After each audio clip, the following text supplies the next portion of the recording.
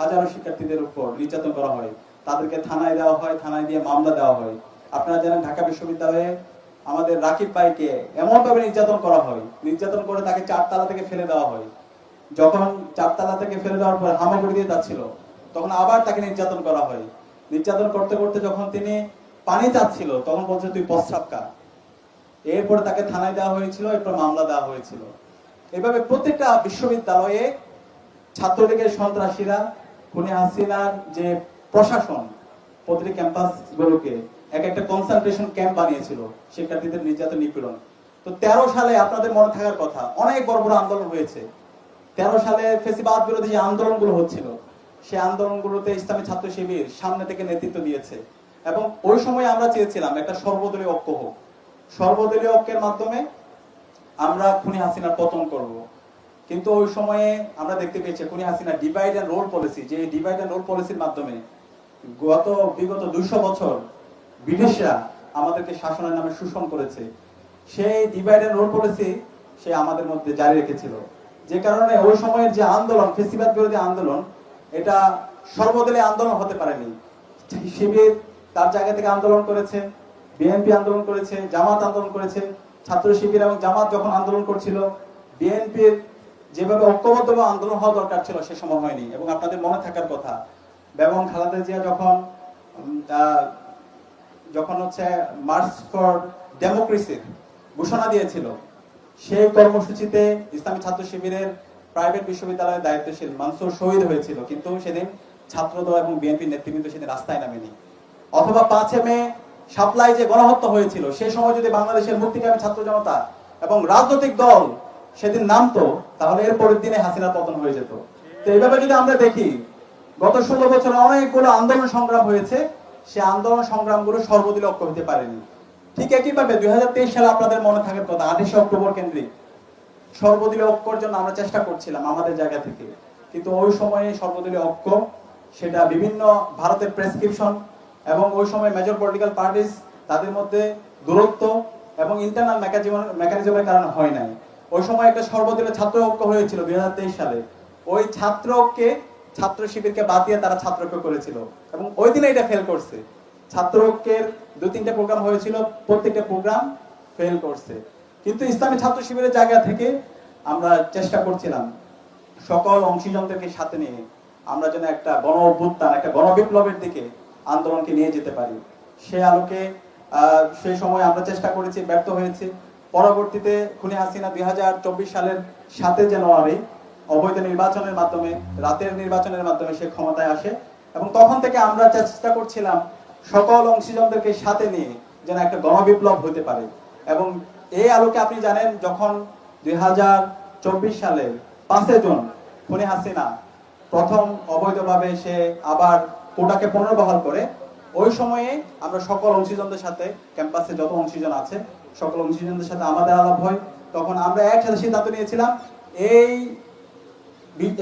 ইস্যুটাকে সাথে নিয়ে আমরা এই আন্দোলনটাকে কমন গোল নিয়ে আমরা এখানে কাজ করব। আমরা এটাকে কোনোভাবে পলিটিসাইজ করব না, যেন এখানে আমরা সবাই ফেসিবাদ বিরোধী আমরা যারা আছি সবাই ঐক্যবদ্ধভাবে আমরা যেন আন্দোলন করি। এবং সে আলোকে যারা ওই সময়ের আন্দোলন ক্যাম্পাসে যারা অ্যাক্টিভিস্ট ছিল সবার সাথে আমাদের কোঅর্ডিনেশন হয়েছে, সবার অবদান ছিল এবং ছাত্র সংগঠনগুলো আমরা একসাথে এক বিন্দুতে মিলিত হয়েছি। আমরা এখানে কেউ ব্যানার নিয়ে যাইনি। আমাদের সবার পরিচয় ছিল আমরা সবাই মজলুম। আমরা জালেম হাসিনার বিরুদ্ধে ঐক্যবদ্ধভাবে আন্দোলন করেছিলাম এবং এই আন্দোলনে আমাদের শহীদরা আমাদেরকে রাস্তা দেখিয়েছে। এবং সবচেয়ে ক্রুশাল টাইম যখন ছিল, শুরু থেকে নীতি নির্ধারণ এবং মাঠ পর্যায়ে সমন্বয়ের সাথে আমরা যুক্ত ছিলাম, অন্যান্য ছাত্র সংগঠন যুক্ত ছিল এবং এখানকার শিক্ষার্থীরা, সাধারণ শিক্ষার্থীরা স্বতঃস্ফূর্তভাবে আন্দোলনে সম্পৃক্ত হয়েছে। এবং খুনি হাসিনা যখন ইন্টারনেট ব্ল্যাক আউট করে দেয় এবং কারফিউ জারি করে, তখন এই দেশের মুক্তিকামী ছাত্র জনতা তার রাস্তায় নেমে পড়ে। তখন যাত্রাবাড়িতে ওই মাদ্রাসার আমার যারা শিক্ষার্থীরা আছে, আলেম ওলামা যারা আছে, তারা রাস্তায় নেমে গিয়েছিল। উত্তরায় আমাদের মুক্তিকামী ছাত্র জনতা রাস্তায় নেমে গিয়েছিল, সাভারে শ্রমিকরা রাস্তায় নেমে গিয়েছিল। এভাবে সারা দেশের মুক্তিকামী ছাত্র জনতা তারা খুনি হাসিনার বিরুদ্ধে, আজাদির লক্ষ্যে, ভারতীয় আধিপত্যবাদের বিরুদ্ধে ঐক্যবদ্ধভাবে আন্দোলন নেমেছিল।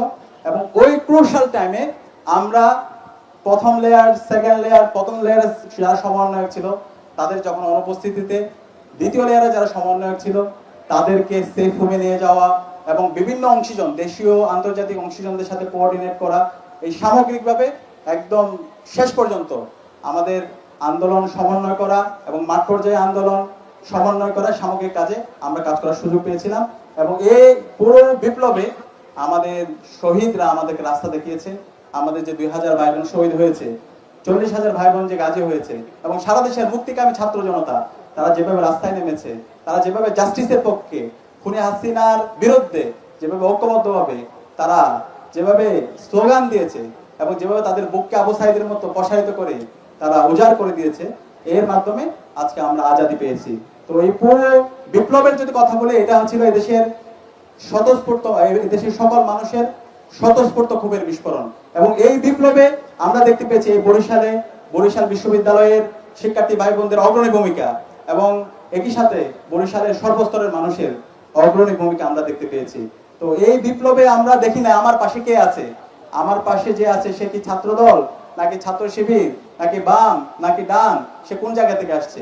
আমাদের কমন পরিচয় ছিল আমরা সবাই মজলুম, আমরা জালেম হাসিনার বিরুদ্ধে ক্রোধ আন্দোলন করেছি এবং আজকে আমরা আজাদি পেয়েছি। তো এই আন্দোলনের সামগ্রিক অবদান যদি দিতে চাই, প্রথম অবদান হচ্ছে আমাদের শহীদরা। এই শহীদদের আত্মত্যাগের মাধ্যমে আজকে আমরা আজাদি পেয়েছি।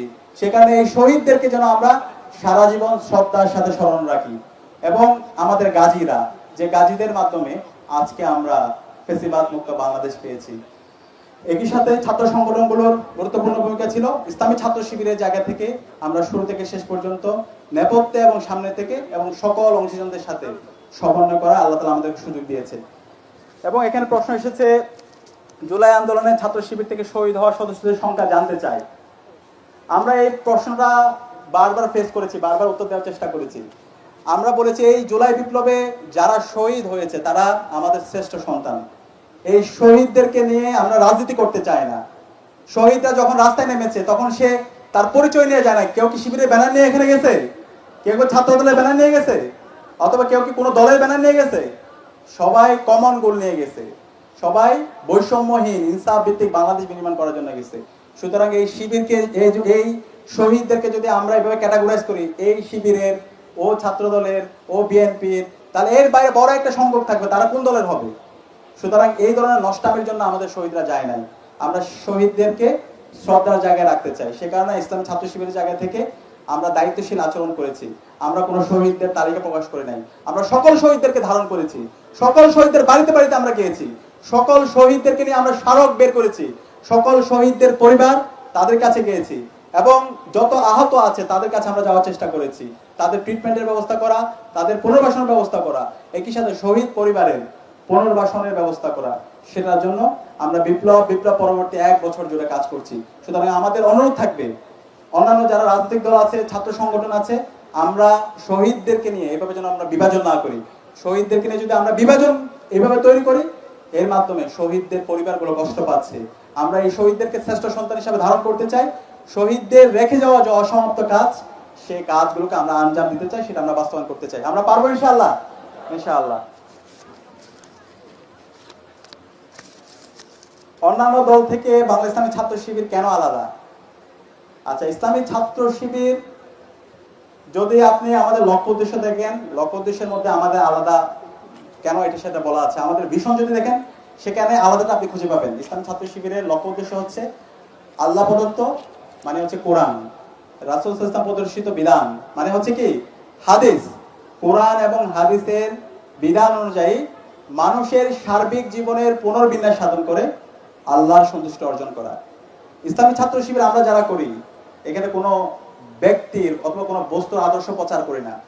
আমাদের মূল উদ্দেশ্য হচ্ছে আল্লাহর সার্বভৌমত্ব ঘোষণা করা, আল্লাহর এই জমিনে আল্লাহর এই দিনকে বিজয় করার জন্য আমৃত্যু লড়াই চালিয়ে যাওয়া, এই জমিনে খিলাফাত, আমানাত এবং মুসাওয়াত, জাস্টিস এনশিওর করা।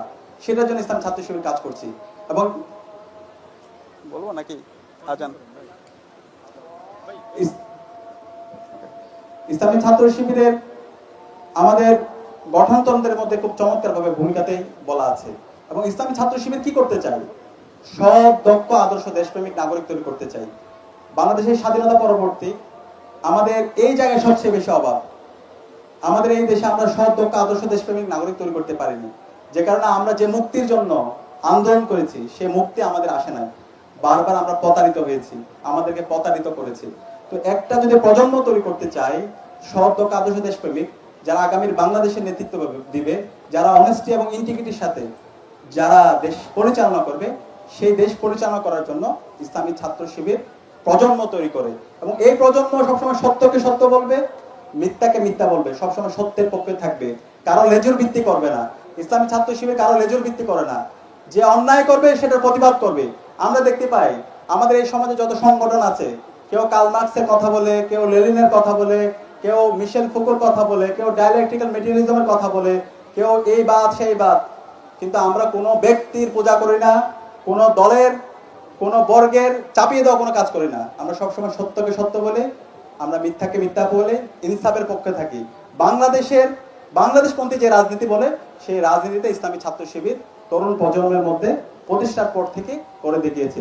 এবং ইসলামী ছাত্র শিবির কি করতে চাই, আমরা আমাদের এই দেশে রাজনীতি বলতে যেটা বুঝি, রাজনীতি মানে হচ্ছে এই দখল করা, জোর জবরদস্তি এবং হচ্ছে ফাও খাওয়া, চাঁদাবাজি, টেন্ডারবাজি, খুন খারাপি, একজন আরেকজনের ক্ষতি করা, সেটাই বুঝি।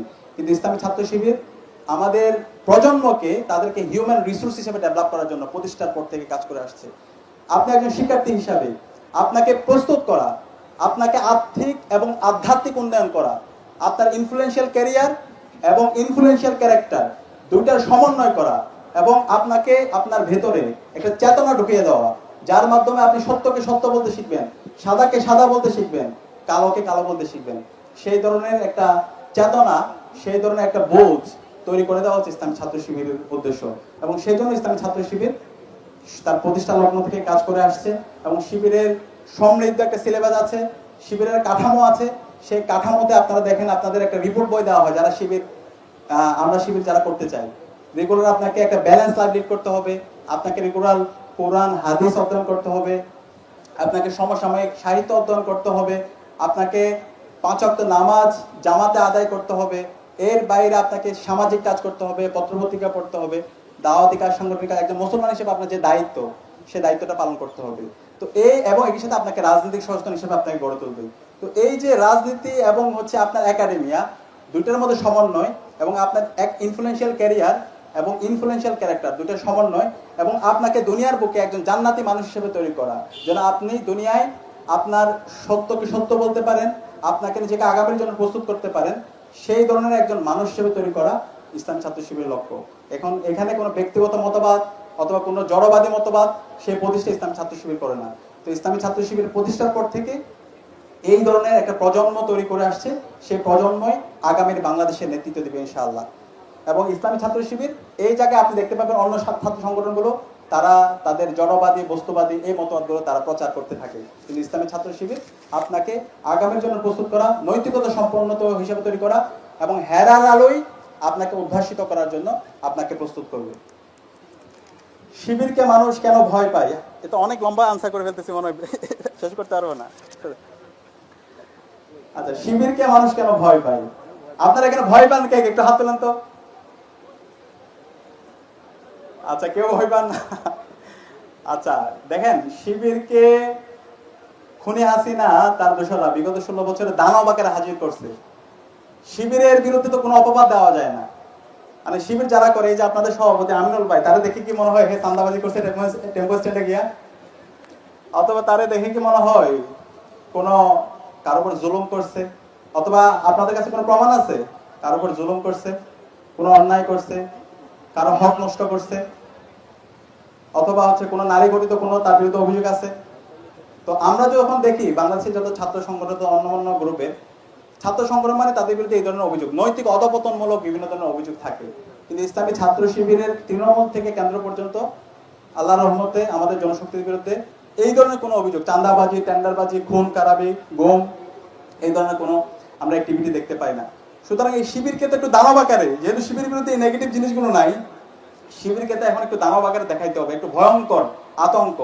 তো খুনি হাসিনা গত 16 বছর দেখলে হচ্ছে তার জন্য সবচেয়ে থ্রেট কে? তার জন্য সবচেয়ে থ্রেট হচ্ছে ইসলামী ছাত্র শিবির। কারণ ইসলামী ছাত্র শিবির তার এই আধিপত্যবাদের বিরুদ্ধে, আগ্রাসনের বিরুদ্ধে সে কথা বলবে। ইসলামী ছাত্র শিবির অন্যায়কে অন্যায় বলবে। সুতরাং তার থ্রেট হচ্ছে ইসলামী ছাত্র শিবির। ইসলামী ছাত্র শিবিরকে দমন নিপীড়ন করার জন্য, জাস্টিফাই করার জন্য শিবিরকে সে ডিহিউম্যানাইজ করেছে, বিভিন্ন ধরনের সে ফ্রেমিং করেছে, এবং এই ফ্রেমিং এ তাকে সহযোগিতা করেছে কালচারাল ফেসিস্টরা। যে কালচারাল ফেসিস্টরা 2006 সালের 28 ফেব্রুয়ারি দিনে দুপুরে মানুষ পিটিয়ে হত্যার পর নৃত্য করেছিল ছাত্রমৈত্রীর সভাপতি বাপ্পাদিত্যরা। এরাই এই শিবিরকে বিভিন্নভাবে ফ্রেমিং করা, বিভিন্নভাবে যে রক কাটা, তারপরে হচ্ছে যে বিভিন্নভাবে ফ্রেমিং দানবাকের হাজির করা, ভয়ঙ্কর হিসাবে দেখানোর তারা চেষ্টা করেছিল। কিন্তু এই দেশের ছাত্র জনতা খুনি হাসিনা এবং কালচারাল ফেসিস্টদের যে ফ্রেমিং, এই সকল ফ্রেমিংকে তারা ভেঙে দিয়েছে। এবং জুলাই বিপ্লব পরবর্তী 1 বছর জুড়ে শিক্ষার্থী বান্ধব, ছাত্র বান্ধব সকল কাজের সাথে ইসলামী ছাত্র শিবির জড়িত থাকার মাধ্যমে তাদের প্রমাণ করেছে এই দেশের স্বাধীনতা, সার্বভৌমত্ব, অখণ্ডতার জন্য এবং আগামীর বাংলাদেশের জন্য ইসলামী ছাত্র শিবির সবচেয়ে বেশি অগ্রণী ভূমিকা রাখছে, এবং ইসলামী ছাত্র শিবির সেই অবস্থায় প্রস্তুত আছে। এবং জুলাই বিপ্লবে সবচেয়ে ক্রুশাল টাইম যখন ছিল, সেই সময়ে ইন্টারনেট ব্ল্যাকআউট যখন ছিল, কারফিউ জারি ছিল, ইসলামী ছাত্র শিবির সকল অংশীজনদেরকে সাথে নিয়ে আন্দোলন সমন্বয় করা এবং নীতি নির্ধারণ করা, সকল অংশীজনদেরকে একসাথে নিয়ে আন্দোলন শেষ পর্যন্ত সফলতার ধারপাতে নিয়ে যাওয়া, সে কাজটা ইসলামী ছাত্র শিবির করেছে। এবং গত 16 বছরে অন্যায়ের বিরুদ্ধে, ফেসিবাদের বিরুদ্ধে সবসময় ইসলামী ছাত্র শিবির কথা বলেছে, এবং ইসলামী ছাত্র শিবিরকেই খুনি হাসিনা নিষিদ্ধ করেছে জুলাই বিপ্লবের একদম শেষ মুহূর্তে। কিন্তু সেই ইসলামী ছাত্র শিবিরকে নিষিদ্ধ করেছে সেই খুনি হাসিনা এই দেশ থেকে পালাইতে বাধ্য হয়েছে।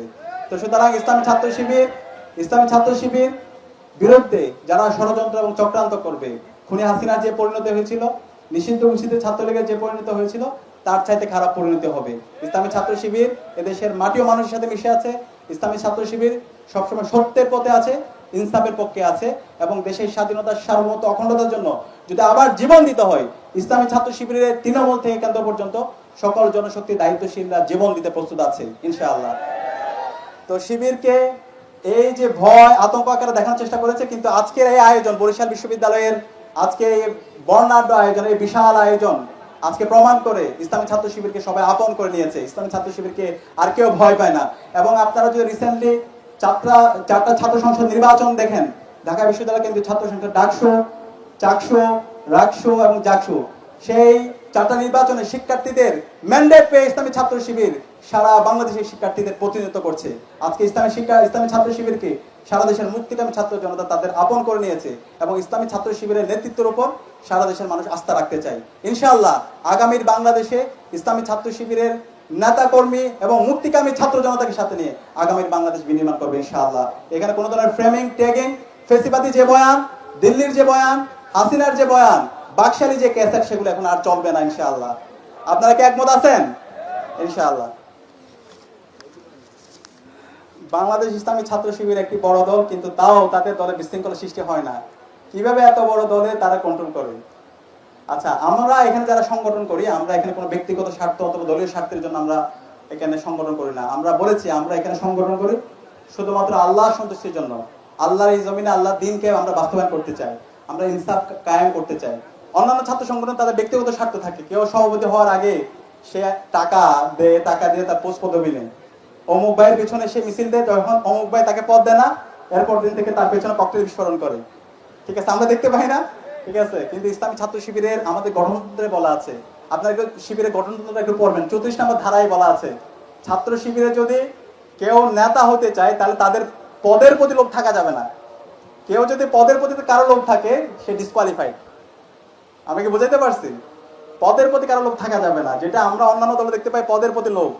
ঠিক আছে, পদের প্রতি লোভের জন্য একজন আরেকজনকে খুন করে ফেলে। আমরা একটা দলকে দেখতে পাই না 1 বছর জুড়ে শুধুমাত্র নিজেদের অন্তঃকোণ দলে ক্ষমতার জন্য 170+ মানুষকে মেরে ফেলছে, তাদের নিজেদেরই। তো যাদের হাতে নিজেদের দলের মানুষরা নিরাপদ না, তাদের হাতে দেশ কিভাবে নিরাপদ হবে? তো ইসলাম ছাত্র শিবির প্রতিষ্ঠার পর থেকে সাল থেকে আজ পর্যন্ত কেউ বলতে পারবে না ইসলামী ছাত্র শিবিরের অন্তঃকোণ দলে একজন ভাইও আহত হয়েছে, নিহত তো দূরে থাক। এই ধরনের সুশৃঙ্খল সংগঠন ইসলাম ছাত্র শিবির প্রতিষ্ঠার পর থেকে সেটা তার কথা এবং কাজের মাধ্যমে দেখিয়েছে। এবং ইসলামী ছাত্র শিবির এই শৃঙ্খলা কিয়ামত অবধি, ইসলাম ছাত্র শিবির যতদিন থাকবে ততদিন এইভাবে শৃঙ্খল অবস্থায় থাকবে। এবং আমরা বলে থাকি ইন্নাল্লাহা ইউহিব্বুল্লাযিনা ইউকাতিলুনা ফি সাবিলিহি সাফফান কাআন্নাহুম বুনিয়ানুম মারসুস। সূরা সাফফের মধ্যে আল্লাহ তাআলা বলেছেন, নিশ্চয়ই আল্লাহ তাআলা ওই সমস্ত লোকদেরকে ভালোবাসেন যাদের মধ্যে বুনিয়ানুম মারসুস, যারা হচ্ছে খুবই সাফফান, সুশৃঙ্খল, এবং যাদের মধ্যে ভ্রাতৃত্ববোধটা হচ্ছে বুনিয়ানুম মারসুস, শিহেদালা প্রাচীরের নাই। মাওলানা মওদুদির একটা বই আছে, ইসলামী আন্দোলনের সাফল্যের শর্তাবলী। আপনারা যদি পারেন বইটা একটু পড়তে পারেন। ওইখানে তিনি বলেছেন, মানে যারা ইসলাম একামতে দিনের কাজ করে তাদের অনেক হতাশার বিষয় থাকতে পারে, অপ্রাপ্তির বিষয় থাকতে পারে, কিন্তু তাদের হতাশা যাই থাকুক, দুইটা বিষয় নিয়ে তারা সবসময় গর্ব করে। দুইটা শক্তি তাদের সবচেয়ে বেশি স্ট্রং। এর মধ্যে একটা হচ্ছে তাদের চারিত্রিক শক্তি, তাদের চরিত্র নিয়ে কেউ কখনো কোয়েশ্চেন করতে পারে না। আর একটা হচ্ছে তাদের ঐক্যের শক্তি, তাদের ঐক্য নিয়ে কেউ কখনো কোয়েশ্চেন করতে পারে না। এবং যে জাতির চারিত্রিকভাবে যাদের দৃঢ়তা থাকবে, যারা ঐক্যের দৃঢ়তা থাকবে, সেই জাতি কখনো কারো কাছে মাথা নত করবে না। সুতরাং আমাদের এই জাতির চারিত্রিক শক্তি এবং ঐক্যের শক্তি বিনির্মাণ করার জন্য আমাদের কালেকটিভ কাজ করা দরকার। এবং এই জুলাই বিপ্লবের পরে আজকে আমাদের সেই ঐতিহাসিক সুযোগ এসেছে। ইসলামী ছাত্র শিবির যে আদর্শ লালন করে, সেই আদর্শটাকে আজকে সারা দেশের ছাত্র সমাজের মাঝে আমরা যদি ছড়িয়ে দিতে পারি, তাহলে আমরা শহীদদের আকাঙ্ক্ষার আলোকে আমরা বৈষম্যহীন একটা ইনসাফ ভিত্তিক বাংলাদেশ বিনির্মাণ করতে পারবো। পারবো তো ইনশাআল্লাহ? আপনারা কি একমত আমার সাথে? ইনশাআল্লাহ। বরিশাল বিশ্ববিদ্যালয়ে ইসলামী ছাত্রী সংস্থার কোনো শাখা আছে? আচ্ছা, ছাত্রী সংস্থা তো অবশ্যই শাখা থাকবে। ছাত্রী সংস্থা এখানে যদি নেত্রীরা থাকতো তাহলে বলতে পারতো। ছাত্র শিবির এবং ছাত্রী সংস্থা আলাদা সংগঠন, তো ছাত্রী সংস্থার অবশ্যই থাকবে এবং আপনাদেরকে নিয়ে বিভিন্ন ধরনের ছাত্রী বোন যারা আছে তাদেরকে নিয়ে বিভিন্ন ধরনের আয়োজন থাকবে ইনশাআল্লাহ। কাছাকাছি প্রশ্ন, এটা শিবির প্রতিষ্ঠার লক্ষ্য উদ্দেশ্য কি ছিল, বর্তমানে সেই সব লক্ষ্যের উপর ইস্তেকামত আছে কিনা, তো সেটা আপনারা দেখতে পাচ্ছেন। ঢাকা বিশ্ববিদ্যালয়ের শিক্ষার্থীদের জন্য অনেক কিছু করছেন নির্বাচিত হওয়ার আগে এবং পরে, কিন্তু বরিশাল বিশ্ববিদ্যালয়ে এমন বড় উদ্যোগ দেখছি না। বরিশাল বিশ্ববিদ্যালয়ের জন্য আপনাদের বড় উদ্যোগ বাজেট থাকবে নাকি প্রান্তিক ভার্সিটি হিসাবে অবহেলিত থাকবে? আর যদি বড় উদ্যোগ থাকে তা কি কি নেবেন? আচ্ছা, এখানে বরিশাল বিশ্ববিদ্যালয়ের দায়িত্বশীলরা আছে। আজকের যে আয়োজন সেটা প্রমাণ করে এই ধরনের আয়োজন অব্যাহত থাকবে ইনশাআল্লাহ। এবং একই সাথে বরিশাল বিশ্ববিদ্যালয়ে এখনো ফেসিবাদের দোসররা থেকে গেছে। আপনাদের কাছে আমি বলতে চাই, খুনি হাসিনা এবং তার দোসররা, ফেসিবাদের দোসররা যেখানে আছে তাদের বিরুদ্ধে ব্যবস্থা গ্রহণ করতে হবে। আপনাদের সাথে ঢাকা বিশ্ববিদ্যালয় কেন্দ্রীয় ছাত্র সংসদ ডাকসু সংহতি প্রকাশ করছে। সকল জুলুমের বিরুদ্ধে, অন্যায়ের বিরুদ্ধে, যারা ফেসিবাদ বিশ্ববিদ্যালয়ের মধ্যে কায়েম করেছিল তাদের বিরুদ্ধে ঐক্যবদ্ধভাবে আন্দোলন করতে হবে এবং এই সকল ফেসিবাদের দোসরদেরকে অপসারণ করতে হবে। আপনারা কি একমত আছেন? ইনশাআল্লাহ। এবং আচ্ছা, আর বরিশাল বিশ্ববিদ্যালয়ের অবকাঠামোগত জায়গা এবং বাজেট কেন্দ্রিক স্বল্পতা, বিভিন্ন ক্রাইসিস আপনারা ফেস করছেন।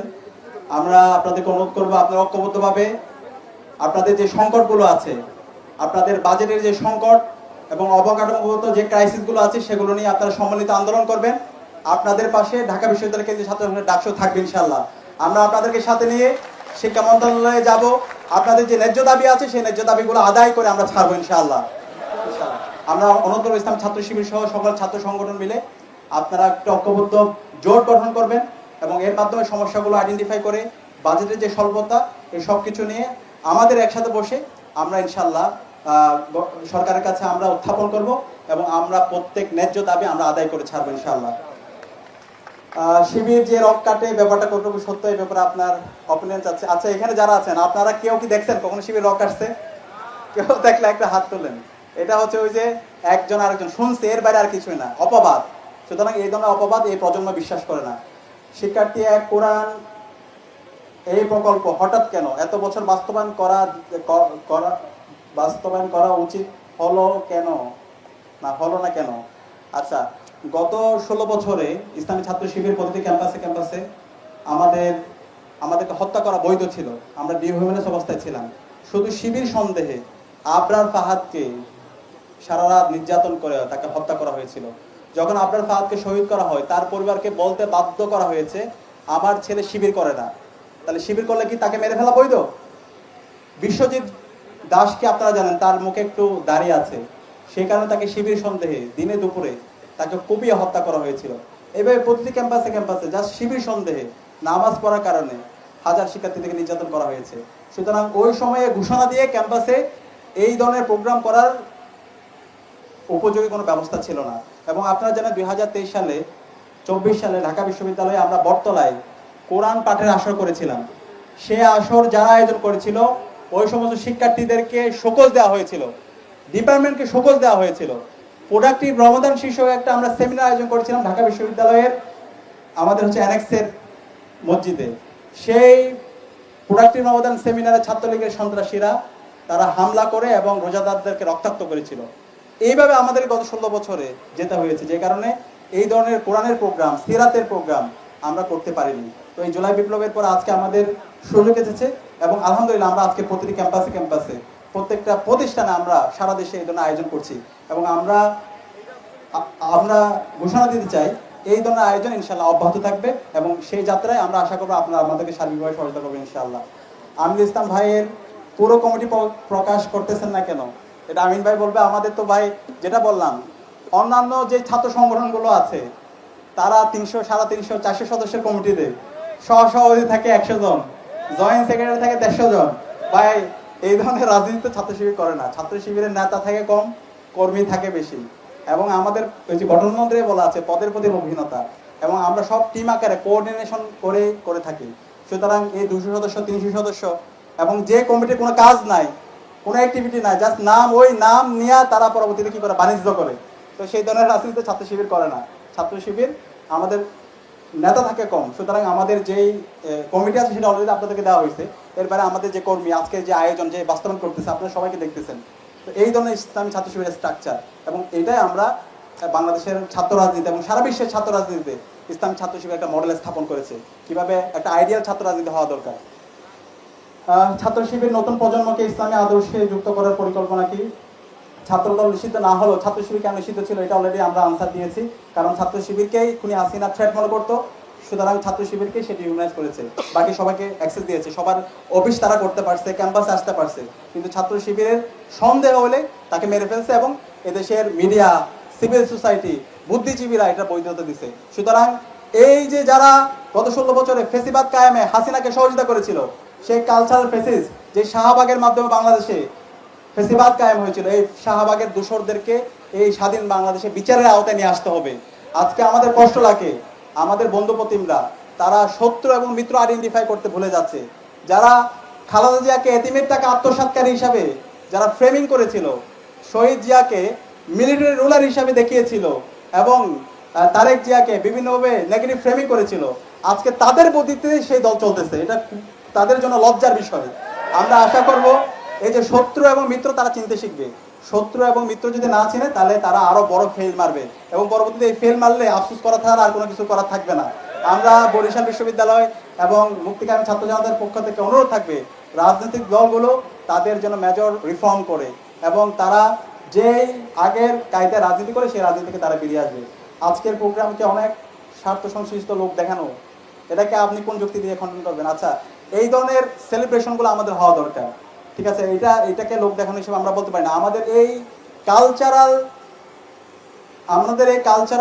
রিলেভেন্ট না থাকার কারণে কিন্তু এই কালচারাল ফেসিসরা তারা এই কালচারটাকে দখল করে আছে। সুতরাং আমরা যে বলতেছি সুস্থ সংস্কৃতির বিকাশ, সেই বিকাশের জন্য আমাদের এই ধরনের আয়োজনগুলো এবং সুস্থ সংস্কৃতির যত দিক আছে সেগুলো জাতির সাথে সামনে নিয়ে আসতে হবে। নাহলে সেই কালচারাল ফেসিবাদ এবং সেই হচ্ছে দিল্লির যে কালচার সেটা আমাদের উপর চাপিয়ে দেওয়া হবে। ইসলামের যে চমৎকার হেরিটেজ আছে, কালচার আছে, সেটা আমাদের কাছে রিলেভেন্ট হবে না। তো এই ধরনের আয়োজন এটা লোক দেখানো না, এটা সেলিব্রেশনের বিষয়। এটা আমরা লোক দেখানোর জন্য করতেছি না, আমাদের নিয়ত পরিশুদ্ধ। আমরা এই কোরআনের মেসেজটা পুরো সমাজের মধ্যে দিতে চাই। কোরআনের আলোকে আমাদের সমাজকে আমরা পরিচালনা করতে চাই, যেটা আল্লাহ রাসূল ইসলাম আমাদের শিক্ষা দিয়ে গিয়েছেন। একই প্রশ্ন,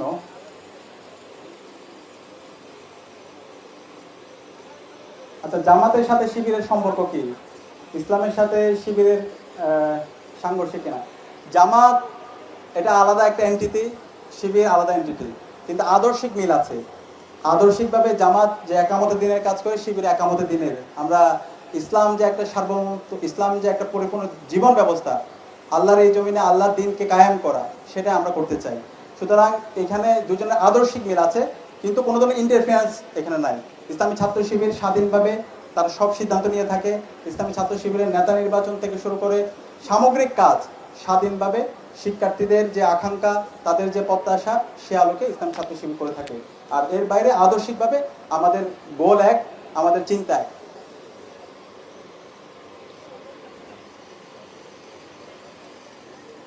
বাংলা ইসলামী ছাত্র শিবির ডাকসু, চাকসু, রাকসু এবং জাকসুতে জয়ী হওয়ার পর স্ব বিশ্ববিদ্যালয়ে সংস্কারে কি কি কাজ করছে সেটা তো আপনারা দেখতে পাচ্ছেন। আমরা বলেছি ইসলামী আমাদের বিশ্ববিদ্যালয়গুলো আমরা একটা পরিপূর্ণ একাডেমিক ইনস্টিটিউট বিনির্মাণ করতে চাই।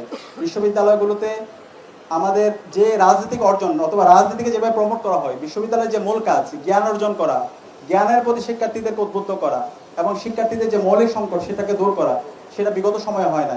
তো সেই জায়গা থেকে আমরা প্রত্যেকটা সংকট, যদি ডাকসুর কথা বলি, ডাকসুর জায়গা থেকে আমরা দায়িত্ব নেওয়ার পর থেকে শিক্ষার্থী বান্ধব আমরা যে কমিটমেন্ট করে দিয়েছি, প্রত্যেকটা কমিটমেন্ট নিয়ে আমরা কাজ করছি। আমরা শিক্ষার্থীদের আবাসন সংকট দূরকরণ করার জন্য কাজ করছি, শিক্ষার্থীদের স্বাস্থ্যের নিরাপত্তা নিয়ে আমরা কাজ করছি, খাদ্যের নিরাপত্তা নিয়ে আমরা কাজ করছি, নারীদের জন্য আমরা নিরাপদ ক্যাম্পাস গড়ার জন্য কাজ করছি। বিশ্ববিদ্যালয়ে যে গবেষণাধর্মী একটা বিশ্ববিদ্যালয় হিসেবে নির্মাণ করা, গবেষণায় বাজেট বাড়ানো এবং শিক্ষার্থীদের যত যৌক্তিক দাবি দেওয়া আছে সেগুলো পড়াশোনার কাছে উত্থাপন করা এবং বিশ্ববিদ্যালয়ে যে মাল্টি কালচারাল যে ইনস্টিটিউট, কালচারগুলোকে রিলেভেন্ট করা এবং শিক্ষার্থীদের যত ধরনের দাবি দেওয়া আছে সেগুলোকে পড়াশোনার কাছে নিয়ে যাওয়া, এই সবগুলো কাজ আমরা করছি এবং অন্যান্য সংসদগুলো করছি। এবং আমরা আশা করব খুব দ্রুত সময়ের মধ্যে বরিশাল বিশ্ববিদ্যালয় কেন্দ্রীয় ছাত্র সংসদ নির্বাচন হবে এবং আপনাদের নির্বাচিত প্রতিনিধিরাই আপনাদের দাবি দেওয়াগুলো বিশ্ববিদ্যালয় প্রশাসনের কাছে নিয়ে যাবে এবং এই আপনাদের প্রত্যাশার আলোকে আপনাদের স্বপ্নের ক্যাম্পাস বিনির্মাণ হবে ইনশাআল্লাহ। এরপরে বলা হচ্ছে বাকসু নির্বাচনে ইসলামী ছাত্র শিবির জয় লাভ করে তাহলে কাজ তো অবশ্যই শুরু করবে, কিন্তু তা কতদিন ঠিকভাবে দেখাশোনা হবে? আচ্ছা, বাংলাদেশের প্রেক্ষাপটে ভালো কাজ শুরুতে হয় কিন্তু দীর্ঘস্থায়ী হয় না। আচ্ছা, ইসলামী ছাত্র শিবিরের আমাদের গঠনতন্ত্রের আরেকটা লাইন লেখা আছে, মানে শিবির চমক লাগানো কোনো সাময়িক উদ্দেশ্য হাসিলের জন্য কাজ করে না, আমরা সাস্টেনেবল একটা সলিউশনের জন্য আমরা কাজ করি। আমরা ঢাকা বিশ্ববিদ্যালয়ে দায়িত্ব নেওয়ার পর থেকে বিশ্ববিদ্যালয়ে যে আবাসন সংকট সেটা যেন একদম চিরতরে বন্ধ হয়েছে সেটার জন্য আমরা কাজ করছি। স্বাস্থ্যের জায়গায় শিক্ষার্থীরা যেন নিরাপত্তা পায় সেটার জন্য আমরা কাজ করছি। প্রত্যেকটা জায়গায় যে সিন্ডিকেটগুলো তৈরি হয়েছে সেই সিন্ডিকেটগুলো ভেঙে দেওয়ার জন্য আমরা কাজ করছি। সুতরাং প্রত্যেকটা জায়গায় আমরা পলিসিগত জায়গায় কাজ করছি, যে হচ্ছে আমি কাজ করলাম এক সপ্তাহ পরে এটা থাকলাম এরকম না। প্রত্যেকটা জায়গায় এমনভাবে পলিসি তৈরি করা, এমন একটা স্ট্যান্ডার্ড নিয়ে যাওয়া, পরবর্তীতে চাইলে আর পিছনে আসতে পারবে না। আমাদের এই বাংলাদেশে কিন্তু এটাই সমস্যা, পলিসিগত জায়গায় আমরা ঠিক না রাখার কারণে আমাদের প্রত্যেকটা প্রজেক্টগুলো ফেল হয়। তো আমাদের এই বিশ্ববিদ্যালয়কে আমরা পলিসিগত জায়গায় আমরা চেঞ্জ আনতে চাই, যেন পরবর্তীতে প্রত্যেকটা প্রতিষ্ঠানগুলো চেকস অ্যান্ড ব্যালেন্সের মধ্যে থাকে। তো সেই জায়গায় সেই এনশিওর আমরা করব এবং একই সাথে আপনাদের এখানে কেন্দ্রীয় ছাত্র সংসদ নির্বাচন হলে অবশ্যই আপনাদের যে দাবি দেওয়া, আপনাদের যে প্রত্যাশা এবং আপনাদের যে প্রত্যাশিত ক্যাম্পাস সেটা যেন একটা সাস্টেনেবল পজিশনে যায়, একটা স্থায়ী পজিশনে যায়, সেটার জন্য আমরা আমাদের কেন্দ্রীয় সংসদে যারা থাকবে, আপনারা যারা থাকবেন, আপনারা সবাই একসাথে কাজ করবেন ইনশাআল্লাহ। আচ্ছা, যদি ইসলামী ছাত্র শিবির জয়লাভ না করে বরিশাল বিশ্ববিদ্যালয় কেন্দ্রীয় ছাত্র সংসদে, তাহলে আপনারা কি এই ধরনের উন্নয়নমূলক কাজ করবেন? অবশ্যই। আর ছাত্র শিবির কেন নির্বাচিত হবে না? ছাত্র শিবির অবশ্যই নির্বাচিত হবে ইনশাআল্লাহ। শিক্ষার্থীদের ম্যান্ডেট শিক্ষার্থীদের সাথে আছে, যারা সত্যের পক্ষে আছে, যারা ইনসাফের পক্ষে আছে, যারা শিক্ষার্থীদের সমস্যাগুলো সত্যিকার অর্থে সমাধান করতে চায় এবং যাদের সে ক্যাপাসিটি আছে, তাদেরকে কি শিক্ষার্থীরা নির্বাচিত করবে না? সুতরাং পরাজিত হওয়ার কোনো সুযোগ নেই। ইসলাম ছাত্র শিবিরের যে প্রতিনিধি আপনাদের যে জোট হবে, সেই জোটের ভূমিদশ বিজয় হবে ইনশাআল্লাহ। এবং এর মাধ্যমে বরিশাল বিশ্ববিদ্যালয়ের প্রতিষ্ঠা লগ্ন থেকে আজ পর্যন্ত যতগুলো সংকট, যত কৃত্রিম সংকট তৈরি হয়েছে, প্রত্যেকটা সংকট আমরা চিরতরে আমরা বন্ধ করে দেব ইনশাআল্লাহ এবং এটাকে একটা সাস্টেনেবল পজিশন নিয়ে যাব। সুতরাং পরাজয়ের কোনো সুযোগ নাই ইনশাআল্লাহ, আমাদের বিজয় হবে ইনশাআল্লাহ এবং সেই বিজয়টা আপনাদেরকে সাথে নিয়ে হবে ইনশাআল্লাহ।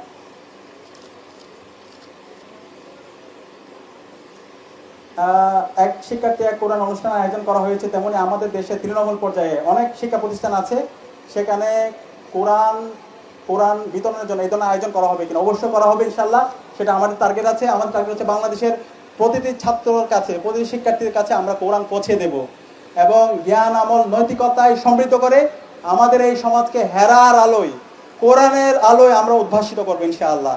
তো এই যাত্রায় শুধুমাত্র ছাত্র শিবিরের জায়গা থেকে তো আমরা করলে হবে না, এটা একজন মুসলমান হিসেবে আপনার দায়িত্ব। আপনার যে সামর্থ্য আছে সেই সামর্থ্য থেকে আপনার ছোট ভাই বোন, আপনার আশেপাশে যারা আছে তাদের মাঝে আপনি কোরআন দিবেন, কোরআনের যে দাওয়াত সেই দাওয়াতটা আপনি পৌঁছে দিবেন। এটার জন্য কিন্তু আল্লাহ তাআলা আমাদেরকে সৃষ্টি করেছেন। কোরআনের মধ্যে বলা হয়েছে কুনতুম খায়রা উম্মাতিন উখরিজাত লিন-নাস তা'মুরুনা বিল মা'রুফ ওয়া তানহাউনা আনিল মুনকার। ঠিক আছে, তোমরা হচ্ছে শ্রেষ্ঠ জাতি, মানুষের কল্যাণের জন্য তোমাদেরকে সৃষ্টি করা হয়েছে, তোমরা সৎ কাজে আদেশ দিবে, অসৎ কাজে নিষেধ করবে। ওয়া মান আহসানু কাওলাম মিম্মান দাআ ইলাল্লাহ ওয়া আমিলা সালিহান ওয়া ক্বালা ইন্নানী মিনাল মুসলিমিন। তার কথা চেয়ে উত্তম কথা কি হতে পারে যে মানুষকে আল্লাহর দিকে ডাকে? এটা হচ্ছে আল্লাহর কাছে সবচেয়ে প্রিয় কাজ। তো দাওয়াতি কাজ করা, কোরআন পৌঁছে দেওয়া, কোরআন আলোকে সমাজ বিনির্মাণ করা, সেই জন্য কোরআন বিতরণ করা, সেটা হচ্ছে শুধুমাত্র ছাত্র শিবিরের কাজ না, সকল মুসলমানদের কাজ। সেই কাজকে আপনারা পারবেন ইনশাআল্লাহ? কে কে পারবেন একটু হাত তুলতে দেখি ইনশাআল্লাহ আল্লাহ তাআলা এই হাতগুলোকে কবুল করে নিক, আল্লাহুম্মা আমিন। শিবিরের পক্ষ থেকে দেশের কল্যাণের জন্য ভবিষ্যৎ পরিকল্পনা কি? দেশের জন্য যা করতে হয় ইসলামী ছাত্র শিবির তা করার জন্য প্রস্তুত আছে। শিবিরে সবাই কেন দাড়ি রাখে না? দাড়ি তো আমরা সব সময় রাখি, রাখার জন্য উদ্বুদ্ধ করি। আল্লাহর সাথে হাদিস আছে কসু শারি ওয়ারাফুল লাহিয়াতি, তো দাড়ি রাখতে হবে, দাড়ি রাখার সুন্নাত অবশ্যই রাখতে হবে ইনশাআল্লাহ। আমরা সবাই দাড়ি রাখবো। ভাই কি জাতীয় নির্বাচন করবেন? আচ্ছা, আমাকে যে প্রশ্ন করা হয়েছে, জাতীয় নির্বাচন তো আমি না, আপনাদের সবাই করা দরকার। আপনারা কে করবেন একটু হাত তোলেন তো। আচ্ছা, অনেক আমি এখানে প্রার্থী দেখতে পাচ্ছি। আপনাকে আমাকে এই যে জুলাইয়ের মাধ্যমে যে প্রজন্ম তৈরি হয়েছে, আপনাকে আমাকে রাজনীতিতে আসতে হবে। রাজনীতি বলতে হচ্ছে দখলদারিতে রাজনীতি না, এই যে আমরা বলছি যে নতুন রাজনৈতিক কালচার আমরা বিনির্মাণ করতে চাই, ফ্যাসিবাদী ব্যবস্থাকে আমরা বিলোপ করতে চাই। সেটা যদি করতে চাই আমাদেরকে রাজনীতিতে আসতে হবে এবং মানুষের জন্য আমাদের রাজনীতি করতে হবে, কল্যাণের জন্য রাজনীতি করতে হবে, ইনসাফের জন্য রাজনীতি করতে হবে।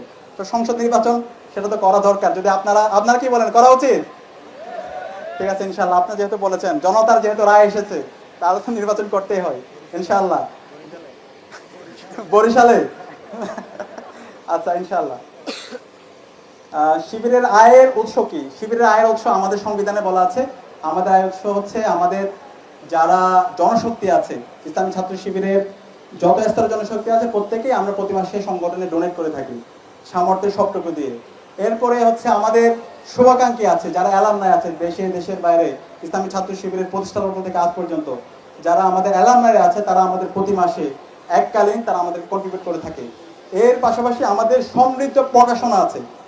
ইসলামী ছাত্র শিবিরের প্রায় 200 আইটেমের বেশি আমাদের প্রকাশনা আছে এবং সব ধরনের সিরিজ এখানে আছে।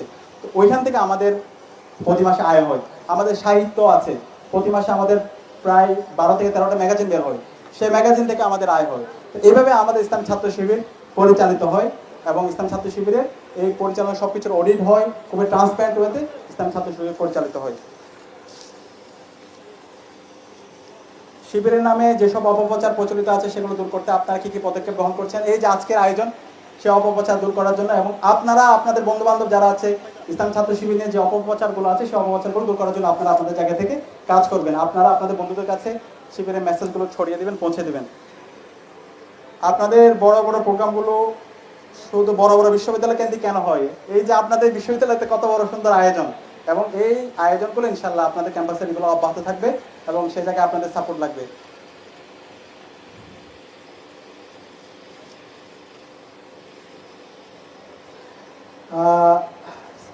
ডাকসুতে জয়ের দিন বাসা থেকে বের হওয়ার সময় আপনার আম্মার বলা কথাটি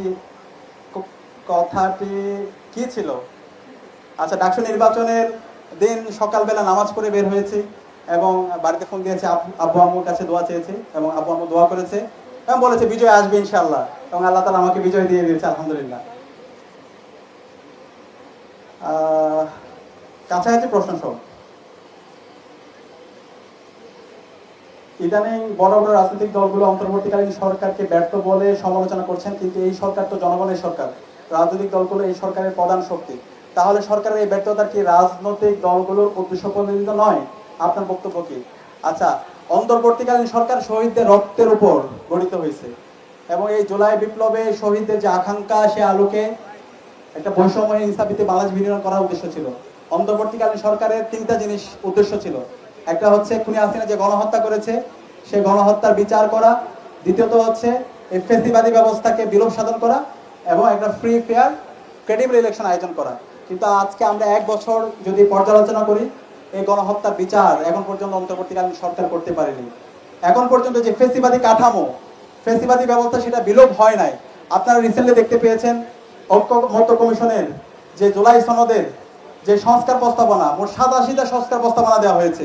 আপনারা কি জানেন এই 87টা সংস্কার প্রস্তাবনার মধ্যে বাংলাদেশ জাতীয়তাবাদী দল বিএনপি তারা 19টা সংস্কার প্রস্তাবনায় নোট অফ ডিসেন্ট দিয়েছে, তারা আপত্তি জানাইছে।